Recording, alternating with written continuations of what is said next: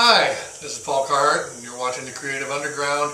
I come to you from a room here in downtown Long Beach that has been known as the Underground to myself and my friends for a long time. It's actually the basement of my house, and it's where my band, Third World Sun, rehearses, and we'll talk about that band in another episode. But today we're going to go downtown Long Beach, and we're going to check out the Second Saturday Art Walk, see what's going on up there. We're also going to take a look at the Long Beach Depot for creative reuse. So stay tuned and let's check it all out. We're here at the Second Saturday Art Walk in Long Beach, and we're going to take a look around and see what's going on, see what's cool, what's cooler than cool, and we'll capture some of it and bring it to you here in a couple minutes.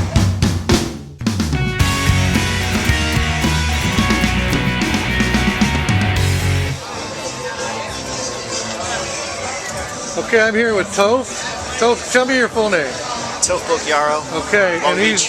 he's from Long Beach here. Yes. And he's got some really cool art here, and it's photography, correct? Correct, yeah. And it's pretty cool. It's not what you would expect if somebody just said photography. So why don't you tell me a little bit about it? What's your? Well, it's essentially I don't know. It's pretty much a passion of mine. Photography. The world around me, it's beautiful, and I pretty much just capture what I see. Usually daily I'm out shooting somewhere, sunrise, sunset, middle of the night. I like shooting where it's more difficult to get a photograph. I like the technical aspects of photography, so my stuff is pretty detailed. I rely very, very little on Photoshop, if at all. I might change a color here or there, but I never either add or subtract things from photos. Yeah, it's pretty varied. It goes from nature, sunsets, landscapes, to people, to abstracts, to realism. A little bit of everything. Motorcycles, cars. Cool. Well, let's take a look at some of it here and see if our little camera here can't do some of it some justice. This piece right here. Okay. It's kind of like, I don't know, about 3 years ago I took this shot one early morning down at Cherry Beach.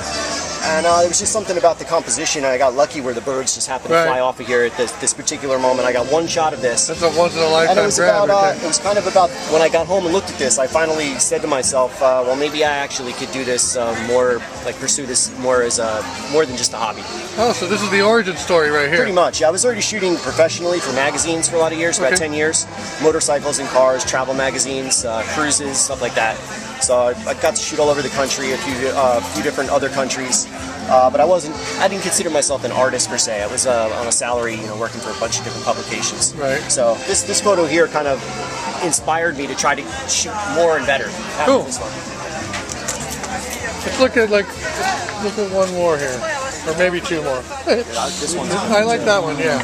There's a good story behind this too. So tell me about this piece. So this was down also pretty much in the vicinity of maybe Temple and the beach, the ocean, over by close to the pier. And it was a really strange morning where the winds were just howling through at the sunrise. Probably, I don't know, 45 minutes after sunrise. Winds were howling through and it was really foggy. So it just created this amazingly surreal effect where it just doesn't look real at all. The ocean you can see the ocean a little bit right behind the lifeguard stand. Other than that, it's just really detailed with clouds and fog and wind. Cool. Chaos. Cool, I like it. The lifeguard tower kind of just gives it a little bit of like grounding and kind of a frame of reference. Exactly, right. Yeah, lets you know that this is actually at the beach, so maybe you can envision that sand, there's a sandstorm and a fog storm at the same time. Cool. All right. Okay, and now we're going to talk to Chris Medvin, another artist here. This is some of his work. We're going to pull back here. There's a little bit of a hot spot right there on that one. And then we got this one right here. And Chris, tell me, you just won the award, the first place for tonight, right? That's correct. Why don't you tell me a little bit about that? The piece is kind of monochromatic in the green spectrum. It's small, but it focuses on human anatomical features at their most basic form, and it's basically kind of like an automaton human with that's on a post, almost like a mannequin, but it's really simple. It's really elegant, and it looks beautiful. And it's an example of the work I used to do after studying in Florence, Italy. Okay, Influenced by Renaissance work. cool. So what do you get for the prize? What's that? You get cash and you get to display your work at the Halata, which is a fairly prominent gallery, Okay. for a month. Okay, cool. Where is that piece in there right now, or where's it at? It's in the window. Okay, cool. I'm gonna go take a picture of it. Okay. All right, cool. Well, congratulations. Thank you very much, Chris Medvin. He's got some stuff here, and we'll post information on how to get in touch with Chris if you're interested in some of his work or more information. Thank you, Chris. No problem. Okay. All right. That's my. Okay, so this is Chris, and this is his piece right here. And let's come in and take a look at it. That's cool. Congratulations, Chris. Thank you.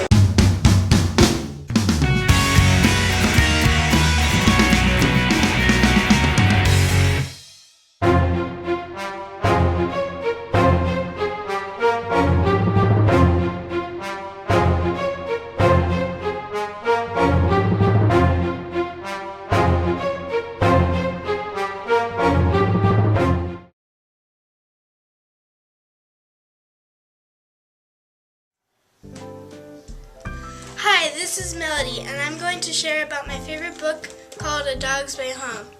So, this is A Dog Ways Home, and when I read it, it was very sad because it's about a little girl and her dog who are very close, and then they go on this one camping trip and they lose the dog, Tam, and so he goes through all these adventures, and sometimes he gets hurt.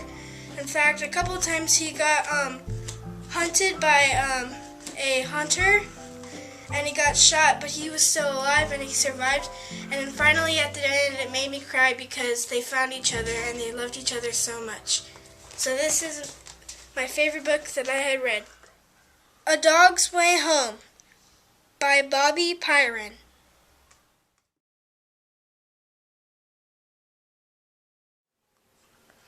Hi. In my book, Zooming Through Life, I talk about different things that you can do to, tips that you can do to make your life a little easier. Today I'm going to give you one that's about money, and I've got some money here, and if you've got it folded in a certain way, where you've got the 20 on top, it looks like you've got a stack full of 20s. But if you were to take your money and fold it differently and put the smaller bills on the top,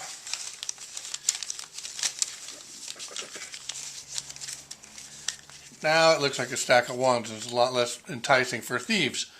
So whenever you go out, and especially when you're out in downtown Long Beach, fold your money with the ones on top and you'll be less likely to be robbed.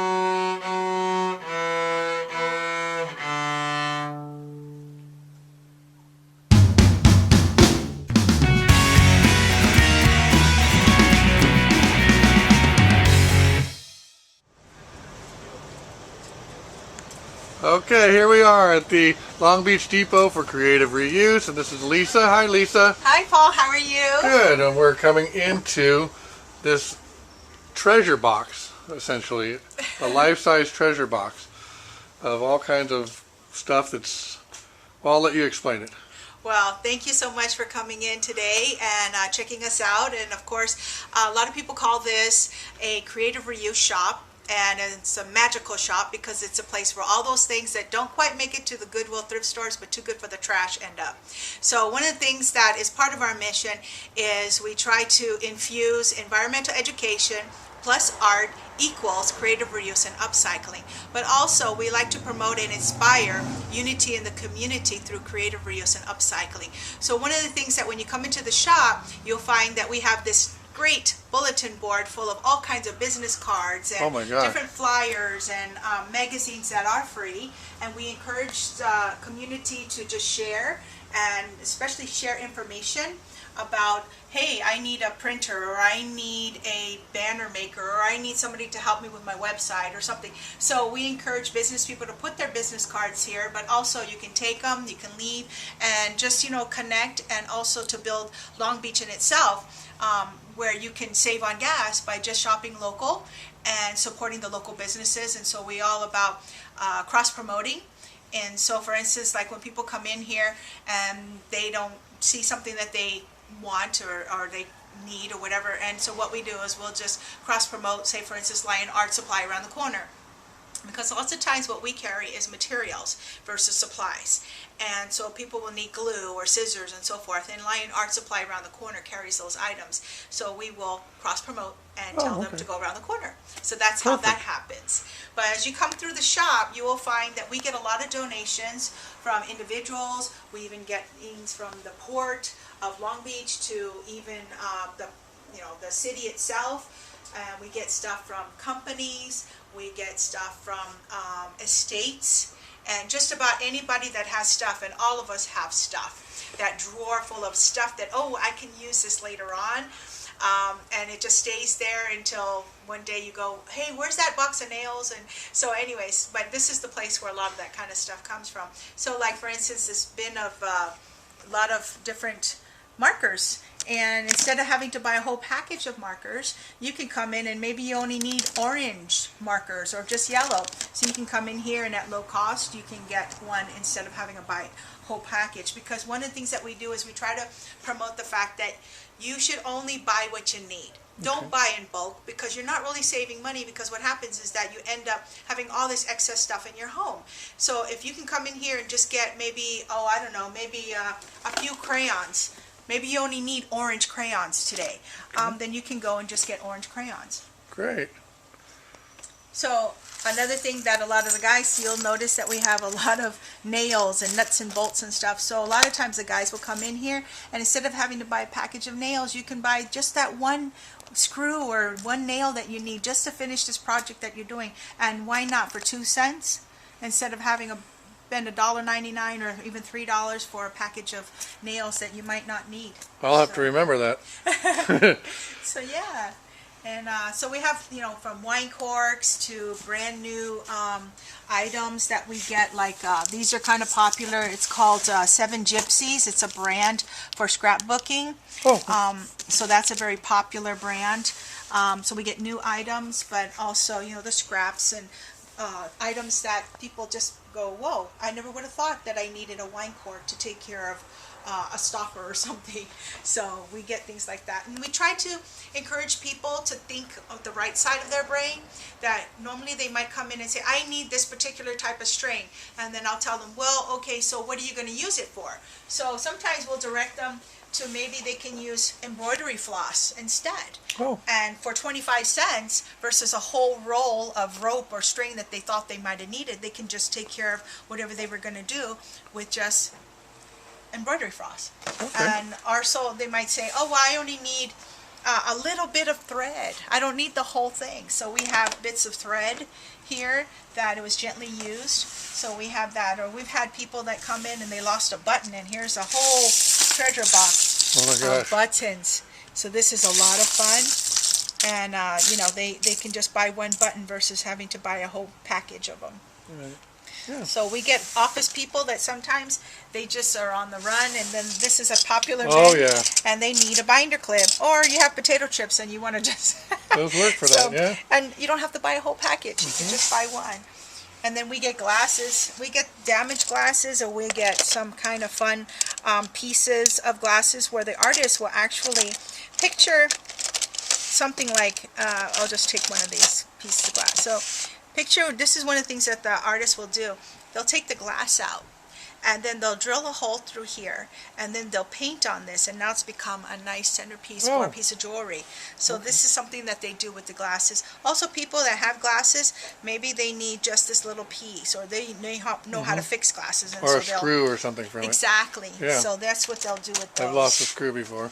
Yeah, and so then we get some like really unique items, like for instance patches, Okay. because that's come back. People love patches, so we have patches. We have pogs. People back yeah, I in the remember day, those. they used to play this game with pogs, or those bottle caps, or milk caps, I think they were called. Yeah. So things like that. But we have all these other little things that you just need, like little bells or googly eyes, just a couple of them. Yeah, this is a great area for crafts and just getting creative with whatever you have. Oh yeah. And you just need one more bead. Oh, there you go. Here's the beads. And here they are. Here's the bead You just bin. needed one more? Yeah. There they are. Or scrap jewelry, like some guys, they'll come in and they needed just this piece for their keys, so they'll scrap in here, and 5 cents, 10 cents. These slides, these are awesome glass slides that came in, and I don't know if you can see, but they came from Here, UC Irvine.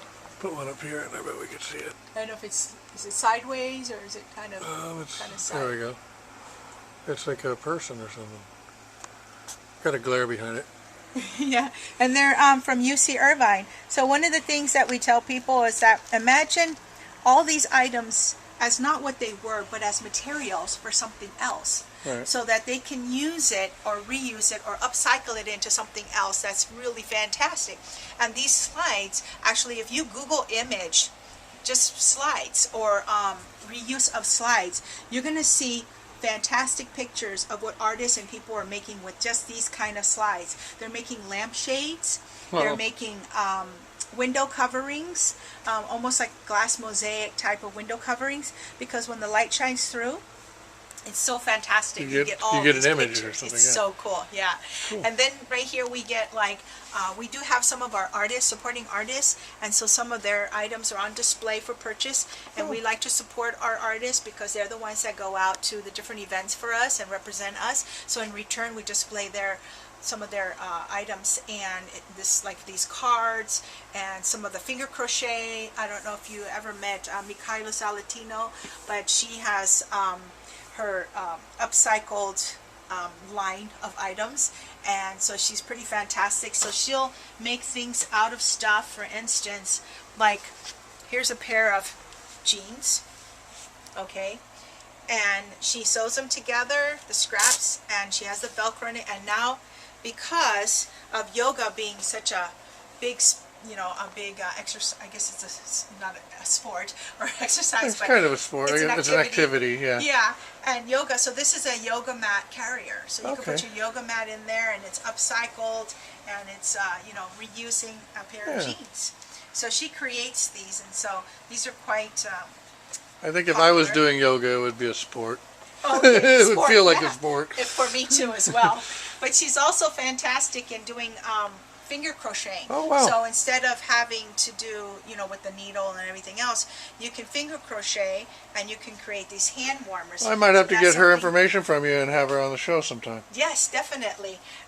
She's under Aldana Mika. Okay. And so she's also on Facebook, but she finger crochets a lot of items, and also she'll do like a bottle. See how fantastic you can finger crochet around old bottles, and you can hang them and it decorates a bottle. Yeah. So you can put like, not so much this, but like a plant.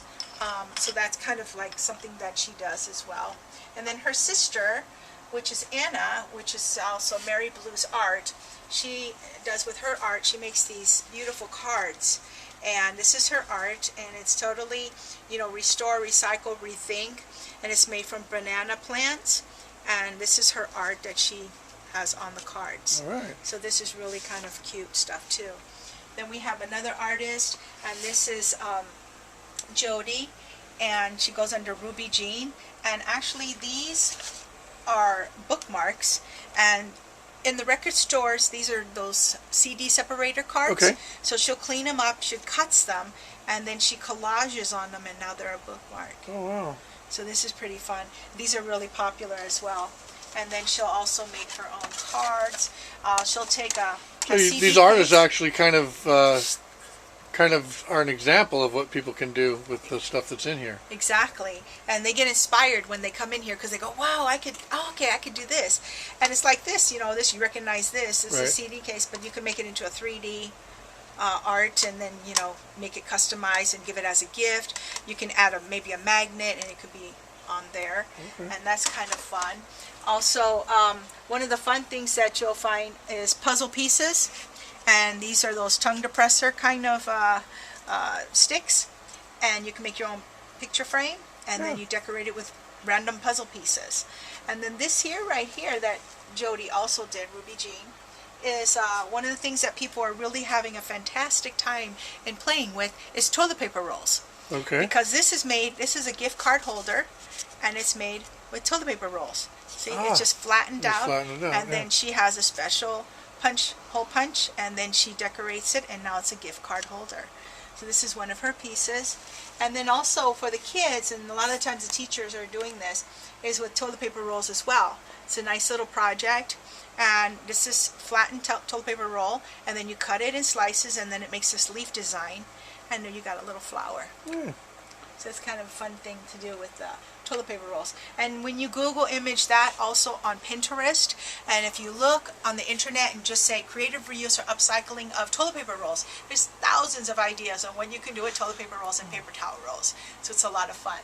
And over here, I put aside some items that you can have a little fun with, like a bunch of buttons that we saw. This is Yoshino, by the way. She's a resident artist and the chief instructor. Okay. And she teaches a lot of class, and especially... What kind of classes do you guys do? She does yarn bombing, sewing, to a lot of upcycling of anything, really, that's used in well, the materials are from here. So what happens is that on Saturdays, it's from 11 to 2, and the children or the adults will come and they'll say, oh, I want to learn how to finger crochet. So that'll be the activity of the day. So we keep it pretty random because art should be really random and fun and not so structured. Yeah, so it depends on your mood and how you feel. And it makes it more fun that way. So that's what we like to do, is make it fun. And one of the things that Yoshino created was with these buttons is a necklace. And so this is how she creatively displayed it there. And then you have a lot of things that we try to do is tell people, think of the one-use type of items that gets thrown away all the time. Right. So I don't know if you remember these. These were those discs. These discs. Well, one thing about these discs that people may not realize is that they have these holes in here. So what you can do with those holes is that you can put one of these rings around it and make your own little notebook holder. And you can cover it with a map or whatever you want to cover it with. So it's kind of fun, and it's different, and it's upcycling at its best. One of the fun things that you can also do is, this is something fun, is this like a little spinner. Yeah. And this spinner was created by my daughter because she was playing around one day from some things that came from one of my aunties up in Northern California. And is that recognizable? Yes, it is. Okay. That's one of those little tables that go on the pizza. Exactly. Yeah. So you just sit there and you just stack them up. That's all you got to do. No glue required. Wow. And it's you can just spin it and you just stack them up, and it makes this really cool little sculpture. So it's a lot of fun.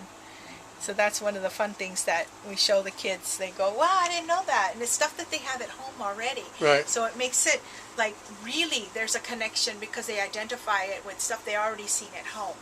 And one of the other things that's kind of fun is that there's some earrings. So you can put together all kinds of fun jewelry. And these earrings, if you notice this heart shape, this is a red straw. Okay. That my daughter created. She put it together, and you can learn all this stuff on YouTube now. And she just put it in the shape of a heart, and then she added these scraps, and she created these earrings, straw heart earrings.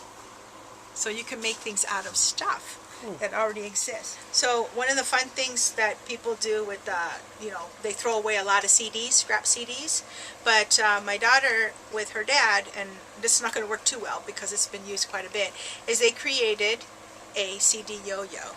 Oh my goodness. So it's not working very well, but anyways, it's because it's had a lot of use.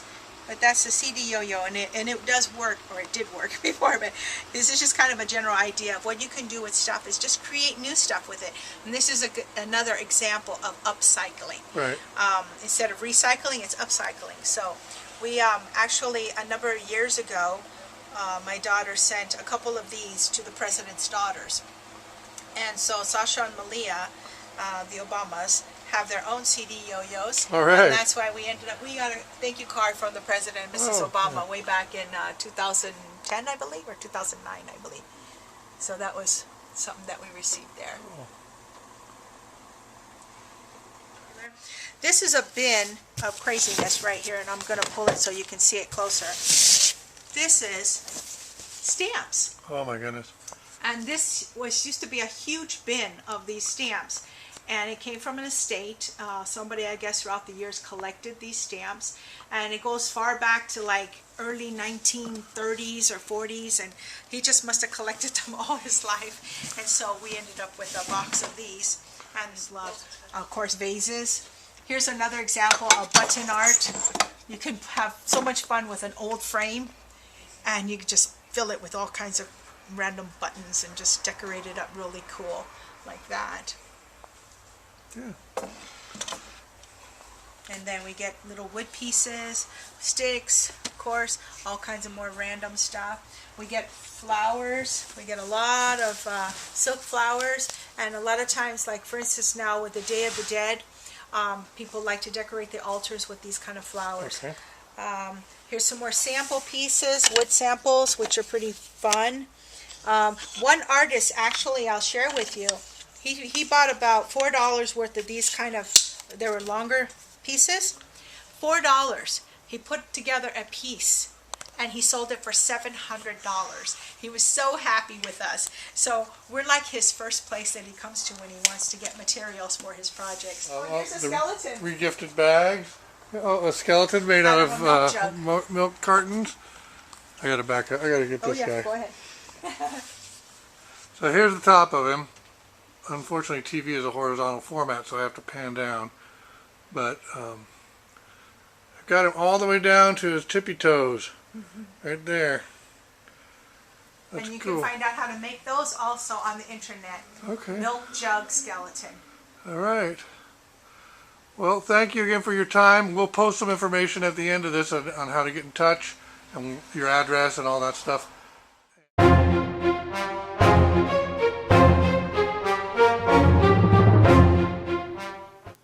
Thanks for watching our show. Come back and check us out next time on the Creative Underground.